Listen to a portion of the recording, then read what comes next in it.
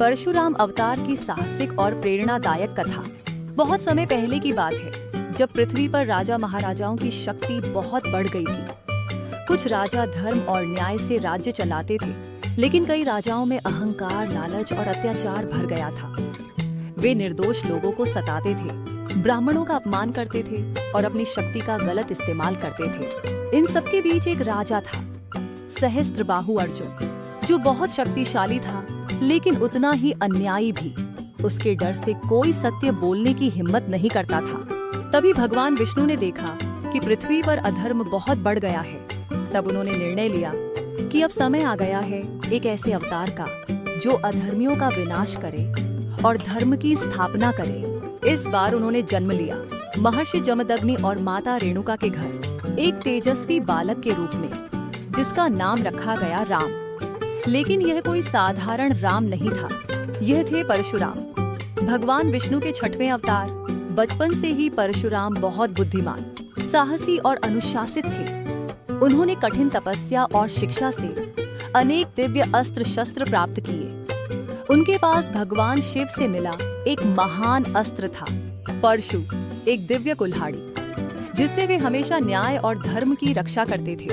एक दिन राजा सहस्त्रबाहु अपने सैनिकों के साथ परशुराम के आश्रम में आया और उनके पिता महर्षि जमदग्नि से जबरदस्ती उनकी गाय छीन ली। वह गाय कोई साधारण गाय नहीं थी, वह कामधेनु थी जो हर जरूरत पूरी कर सकती थी। जब परशुराम को यह ज्ञात हुआ तो उनके अंदर क्रोध की ज्वाला भड़क उठी, लेकिन वह क्रोध अन्याय के खिलाफ था।